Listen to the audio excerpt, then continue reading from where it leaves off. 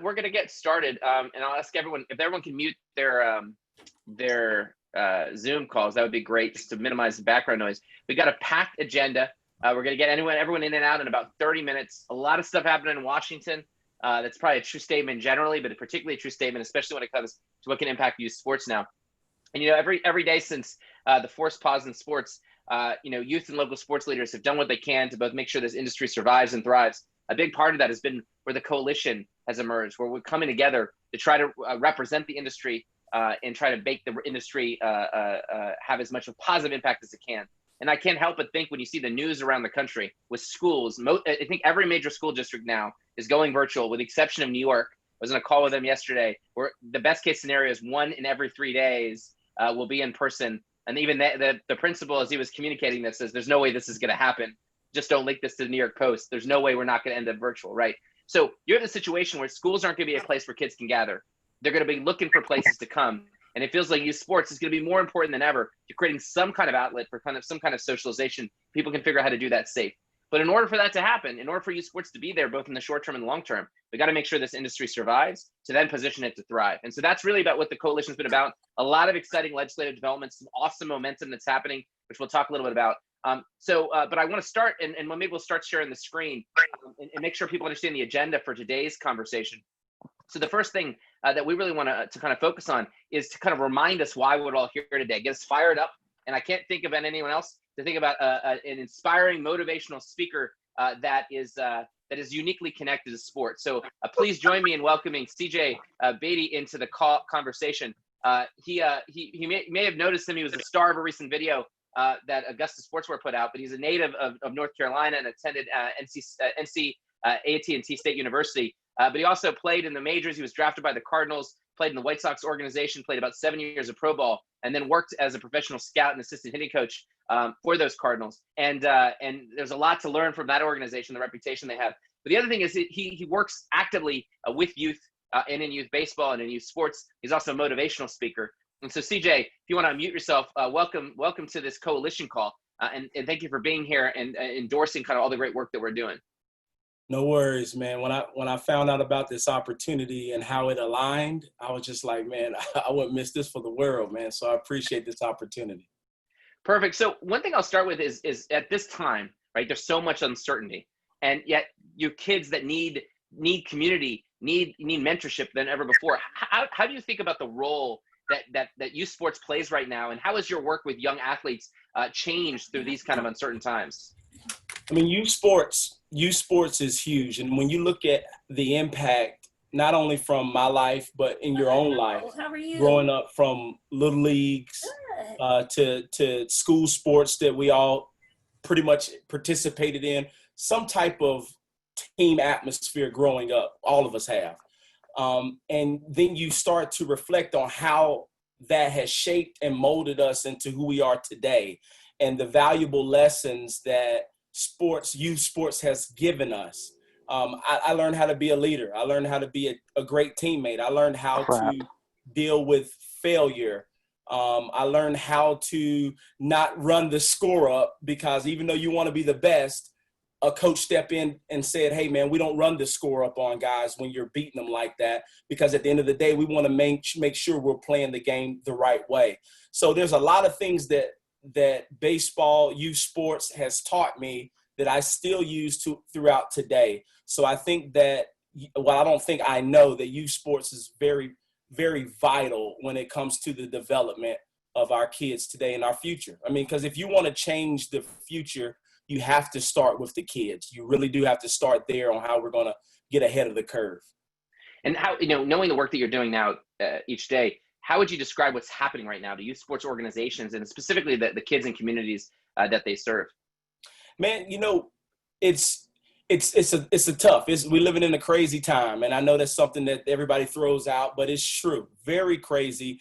There is a huge gap that has been formed because it's hard for the motivational speakers that used to always go and pump the kids up in person. It's hard to be able to say, you know what, let's invest in getting our kids to this camp, or let's invest in getting them down there to this showcase or something.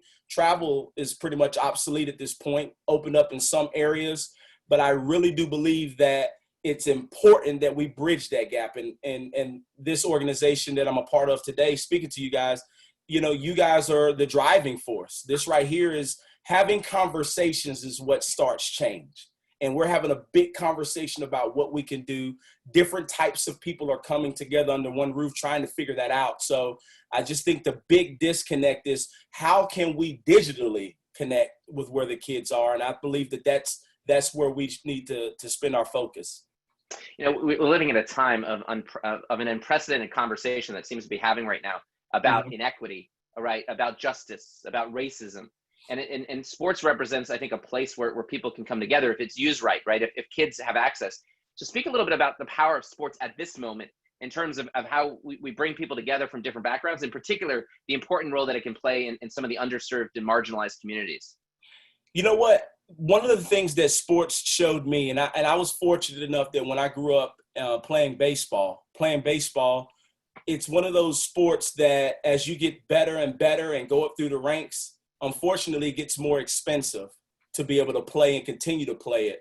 But one of the things that it has taught me is to be able to learn how to adapt to what's going on the field, because it's pretty much what's going on out here in life. Youth sports brought me that. Baseball brought me that. It taught me before I even understood that it was teaching me what was going on. So that's very, very important. But the one thing that I said, and I was talking with Easton about it on one of their lives, the biggest thing that I was able to learn from what's going on out in the world right now is, and it's something that I tied sports into, that no matter what we go through as a whole, it's teamwork. We're trying to win the championship in life. If you look at it from a championship, I remember I played on so many championship teams growing up. And there was a lot of times I played on the championship teams and I didn't like everybody that was on the team.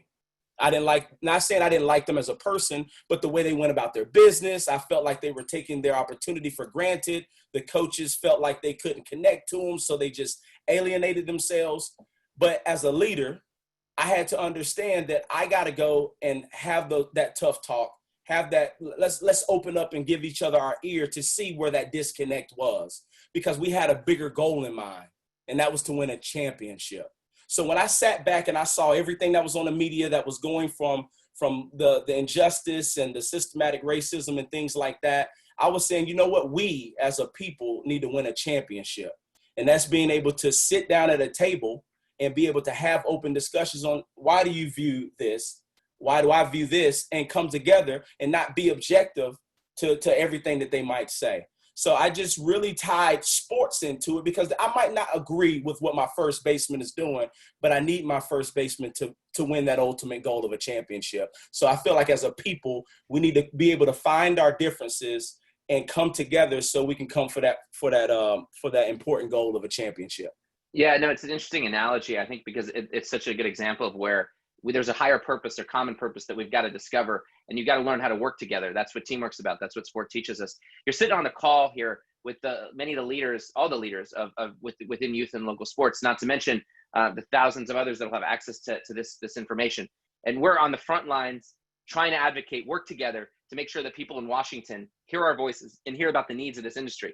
So the first question I have is, if you were delivering a message to the people in Washington, right, the people in Congress that right now are considering what to do, what industry support, especially with 50% of youth sports organizations that could go bankrupt, what would you say that your message would be to those decision makers? If you had to sum it up, what would you say to them? Don't stop the future. Don't stop the future. There wouldn't be a CJ Beatty if it wasn't for youth sports. Because youth sports is one of the most, youth sports in a lot of people's families is the only stability that they have. I don't care if you come from a mother and a father background, that doesn't mean that it's stable. Sometimes when those kids get out onto the fields for youth sports, that's the only structure that they have in their lives. And I feel like if we start to push youth sports to the side and say we have bigger problems, we're definitely widening that gap, that disconnect between leadership, understanding, all of the things that are core values that need to be, learned on the field or off the field, on the court, wherever it is. Now we're widening that gap. And I would just sum it up by saying, don't stop the future. Right. Well, you're a motivational speaker, so I'll leave you with this question. You've got these leaders on the call. They've been working, calling their congressmen, emailing, getting their friends, but we're not there yet, right? We see the goal line, but we're not there yet. What would you say to fire everybody up here that's on the front lines? They're the ones that got to do the work. What would you tell them to do? Man, first of all, I would say thank you for being in position, because you don't understand how big. I know there's times where you feel like it might not be resonating, but that fire that you had when you signed up, it's priceless. You need to bring it back. I wouldn't be CJ Beatty if it wasn't for a coach. I'm seriously telling you, I've had gobs of coaches, from assistants to managers, to all the way up, from Little League up to here. And I have about 5 of my top 5 coaches, right? 3 of the top 5 coaches are Little League to middle school. And I've had, like, from Tony La Russa all the way to scouts. We're talking about Hall of Fame people, but it's a connection that they made with me that at a time where I needed it. And it was on the Little League platform, the middle school platform, that helped me understand how to be the best person that I could be. And I would encourage you, from teachers to coaches and leaders, to continue to push, because you are molding yourself to lead somebody that you have not met yet. There's somebody that's watching you right now that you have not met, that needs you to continue to push your brain to higher levels, to continue to fight this fight. Because at the end of the day, it's up to you. You were given this. It's your call to be on this call, to be proactive and to do something special, so we can continue this momentum to build up America and to build up the world. Well, I'm fired up. And we're going to come back to you, CJ, as we get into one point of action we're saying. So thank you for joining us, and I'll come back to you in 1 second with maybe one special request. But if we can pull up the slides again, one thing I want to just say is a lot of you have answered that call that CJ was just talking about, right? You have answered what we've asked for. It's been unbelievable, and we'll see when we talk about the legislative, what's happening in Washington. We're literally changing and influencing legislation as we speak because of the efforts. So if you think about what this coalition has achieved, a few achievements that have happened through the National Youth Sports Week that I just want to highlight. You've got content that's been created from USCCI that did this. We're going to look at what Augusta Sportswear has done and what above and beyond. We'll show a quick video clip about the video campaign that they did and the 30,000 team dealers that they were able to engage. You know, the NHL is kind of grazing awareness through NHL.com. You've got Team Genius that has a genius on social media that are promoting through the network. You got the SFIA, the Sport and Fitness Industry Association, that are linking arms with us, pushing ahead. LA84 just published a piece with Laureus, both parts of the coalition, to highlight the importance of sports. So every single one of you is capable of doing something, right? Every single one of you is capable of doing something. And that's the message I take away from CJ. And we need that as we get across the finish line here. So I want to show a quick video just to show, kind of sum up all this thing about why we're doing what we're doing and the power that any of the creativity this coalition can have. We'll go to the next slide. And assuming we can get this to work, we'll play a quick clip that Augusta put together about what youth sports is about.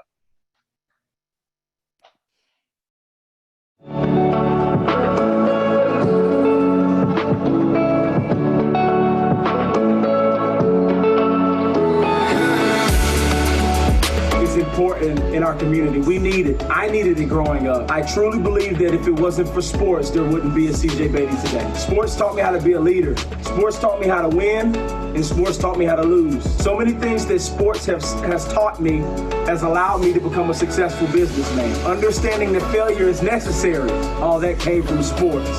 Without Special Olympics, I would not be where I'm at today. It's changed me. It's had me overcome barriers of speaking in front of people, and it also has helped me to be the person I am today. I was selected to become an athlete leader. When I became an athlete leader, it changed me a lot. It's helped me become a motivational speaker. It's helped me become an athlete leader and a person that I never knew I would be. This medal does not only mean first place, but more importantly, for me, it represents these 3 words. Friendship. Friends are all around you. Courage. You can do it. And fun. Always have fun. Special Olympics has shown me that I can do anything. Bask in your glory, keep on fighting, keep on going, never give up, never give up. Keep on going, you can do this! And like CJ and our other inspirational Special Olympic athletes, I also have benefited from youth sports. Growing up in Canada, I was a passionate hockey and fastball player, where I had the opportunity to learn the importance of teamwork, sportsmanship, never giving up, and building lifelong friendships. Life lessons that I've used my entire life. Now, to ensure youth sports survives and thrives during these tough times, we need your voice. Please visit playsportscoalition.org.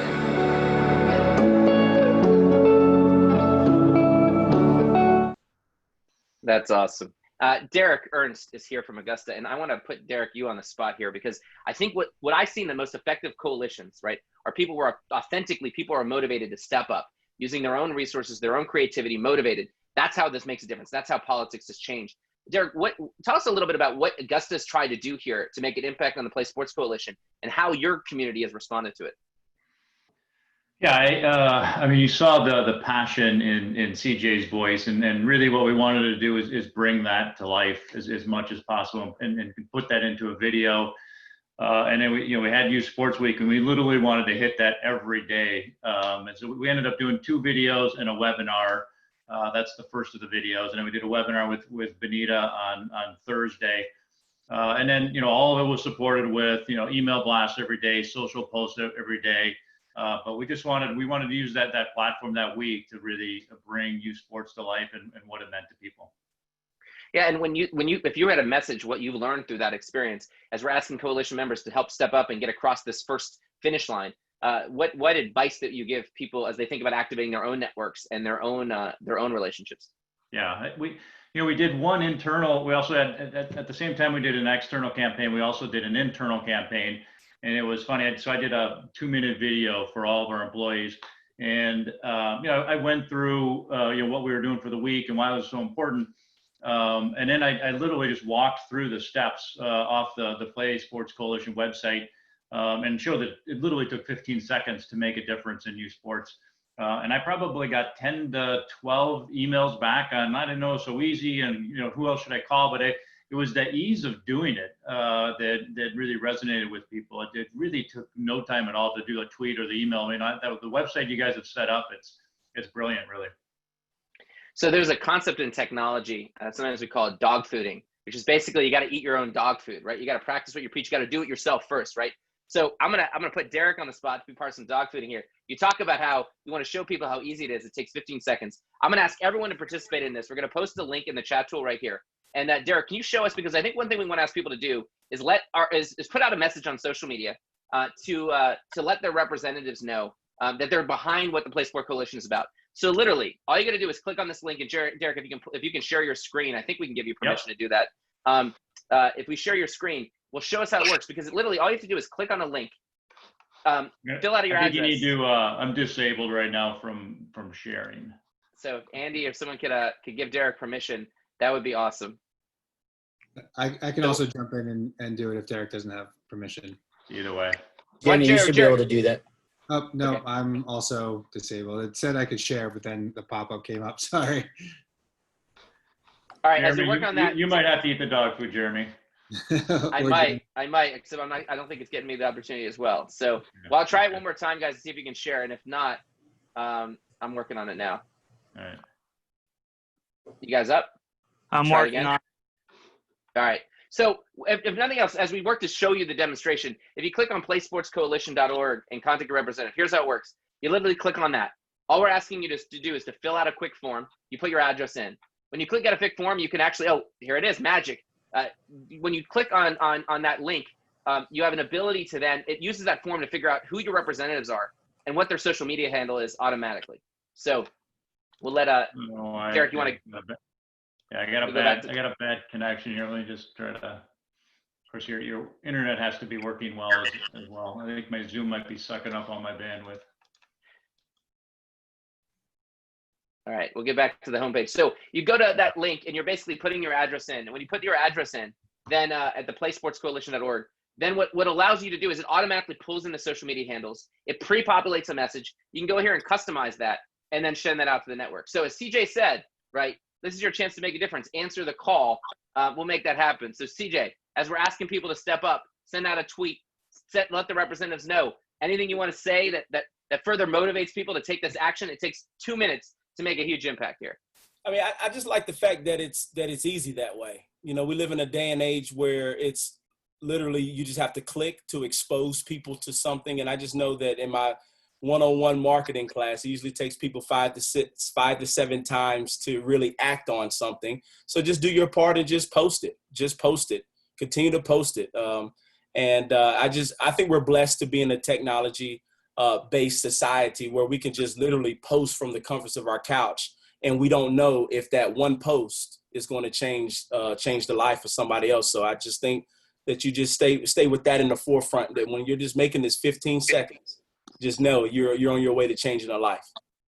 Yeah, here's the amazing thing is that this works. Like on social media, if you create attention, like there is somebody in each of these members' offices, not to mention the member themselves, that are sitting there saying, what's going on? And if all of a sudden, together, all these people are seeing what's happening on social media, all like that, as easy as that, Derek just put in his address, and now all of a sudden the messages are pre-populated. So he's going to let Marco Rubio, Rick Scott, and Louis Frankel know, and then boom, hit send all.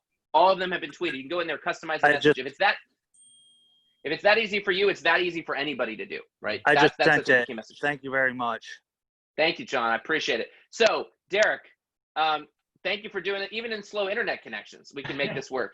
So, excuse me for the dial-up connection. Apparently, I got to get higher. There you go. Derek's other campaign is to lobby for broadband access in his neighborhood in Florida. So, with that, if Derek can stop sharing, we get the idea of how it's working. I'm going to ask Jenny to pull back up the slides. I'm going to turn it over to Terry because there's all kinds of stuff happening on Capitol Hill. You may have read about it right now. And so maybe you could talk us through about what is happening with the legislative update. Give us a sense of the time, and then I'll speak a little bit about the statement we just put out. Sure, sounds good. Thanks, Jeremy. Thanks, everyone, for taking the time to join. So the timeline, that's the big thing. So in front of us right now, Congress is working on the next coronavirus package.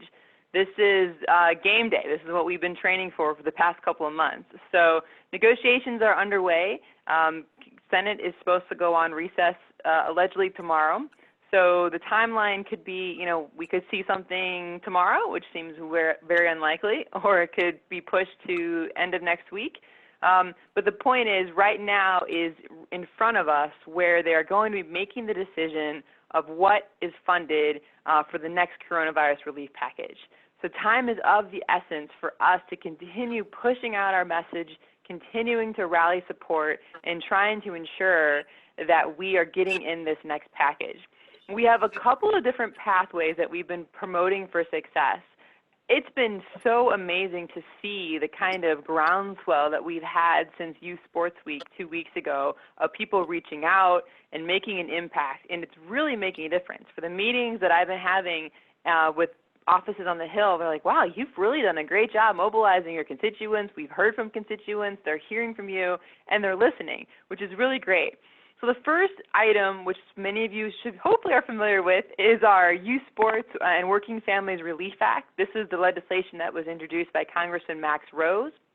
And this is a bill that provides a loan program for youth sports providers and also provides incentives for working families to use some of their pre-tax dollars and tax credits to help get back to playing sports.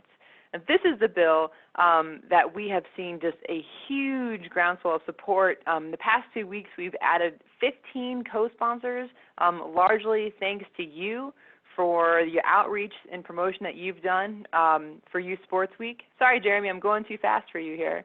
Is there anything you wanted to add in before I shift gears? No, I think it's great. So one thing is, let's go to the next slide because I want to show the co-sponsors that have signed on. There's more and more people that are coming. Take a look at this list. This has grown. It literally is doubled over the past week because of the efforts here, because people like Augusta, because people on this phone have made phone calls and emails and everything else associated with it.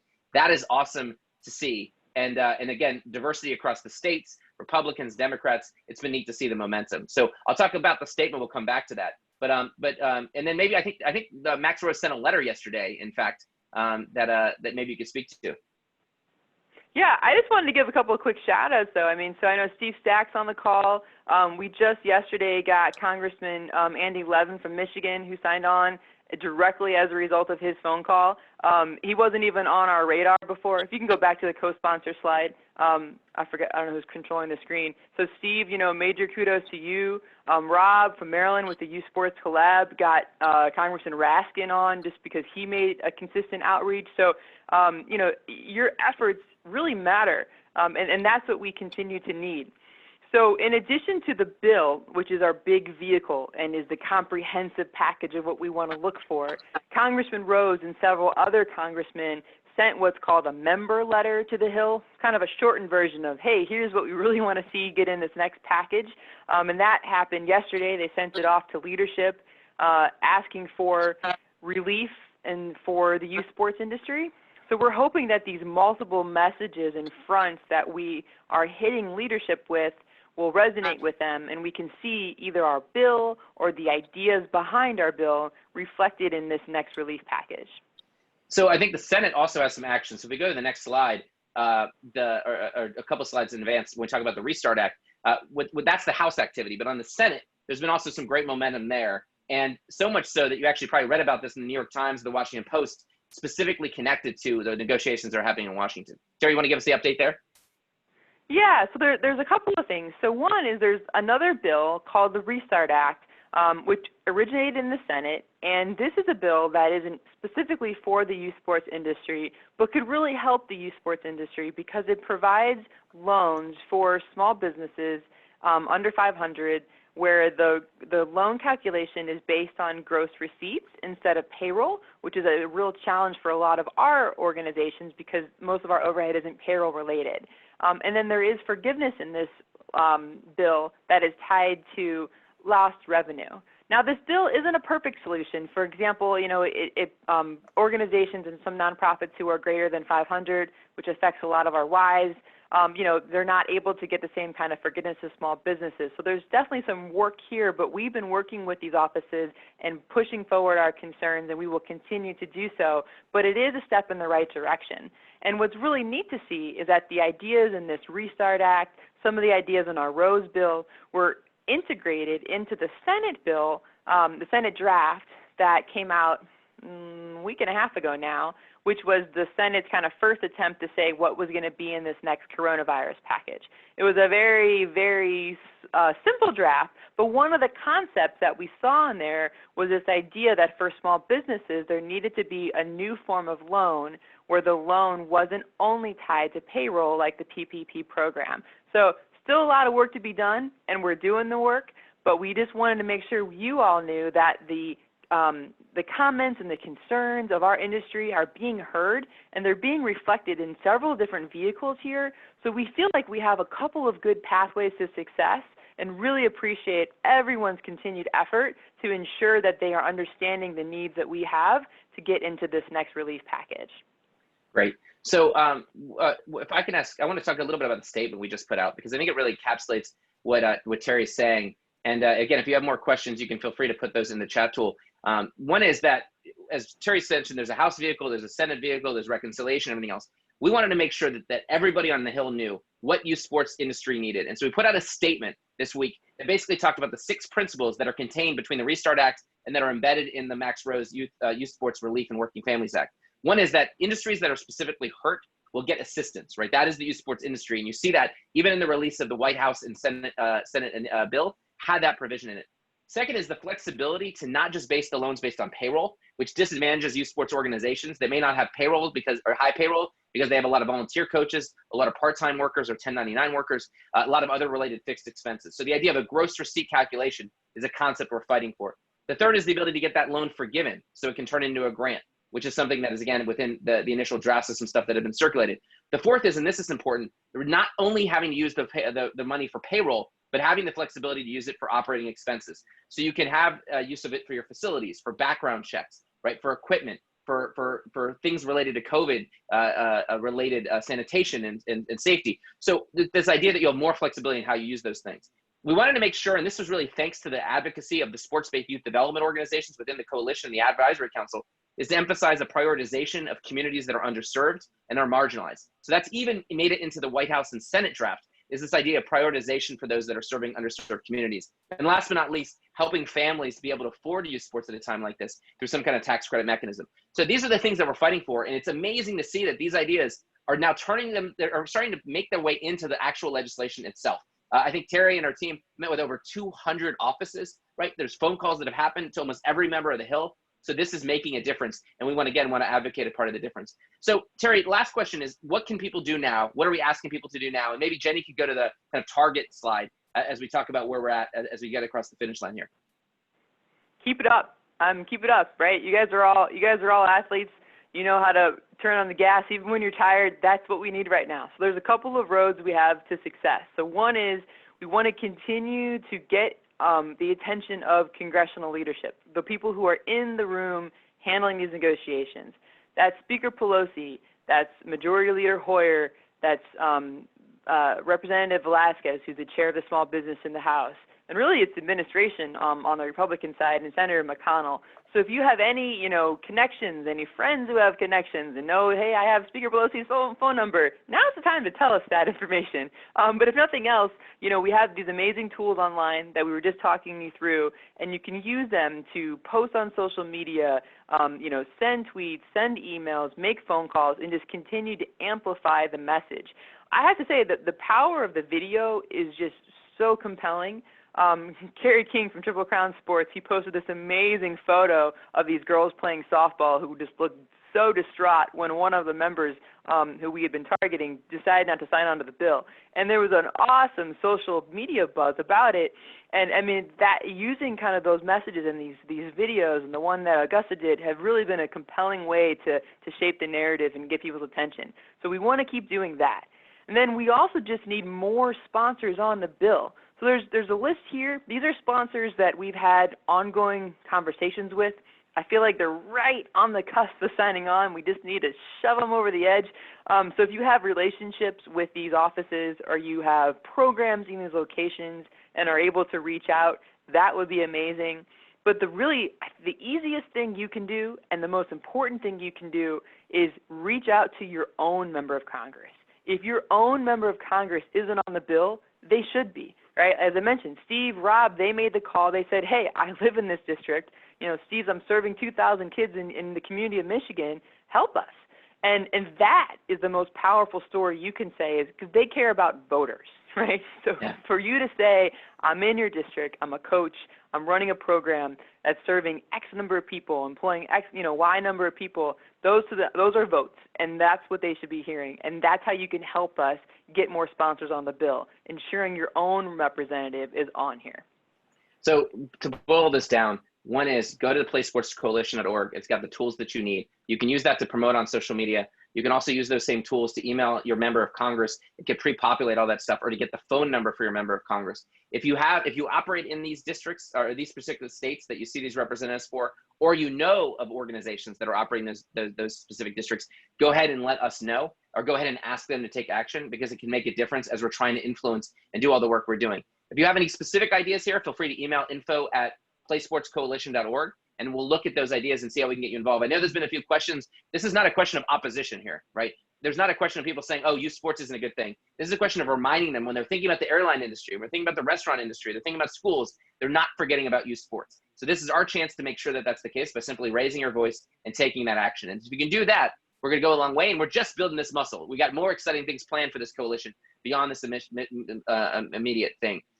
So as we wrap up on time, I want to go to one last slide, which is, as a coalition, when we come together, amazing things happen together. So one thing we've done is updated our return to play considerations to bring in specific expertise around mental health. And so you'll find that Doc Wayne and Aspen has teamed up to talk about life skills and about the best way to make sure that you're taking advantage of, especially the needs that kids have right now, taking advantage of the platform that sports have to offer, because it's such a challenging time. So if you go to the playsportscoalition.org website, you can not only find ways to make a difference with government, but you can also find the tools that you need, that you and your networks can benefit from as a free tool for you all to deliver better experiences. So with that, we've got a lot of ways to go, but we made a lot of progress. I want to thank CJ for joining us today and firing us up. Thanks Augusta and Derek for being here and for all your leadership. Thank everyone as part of this coalition for doing your part. Let's get across the finish line. Let's make sure our voices are heard, and do what you can to spread the word about what youth sports is about, and how we're working together as a coalition to both save it and make sure it thrives. Thanks, everyone. Appreciate you being with us. See you later. Bye.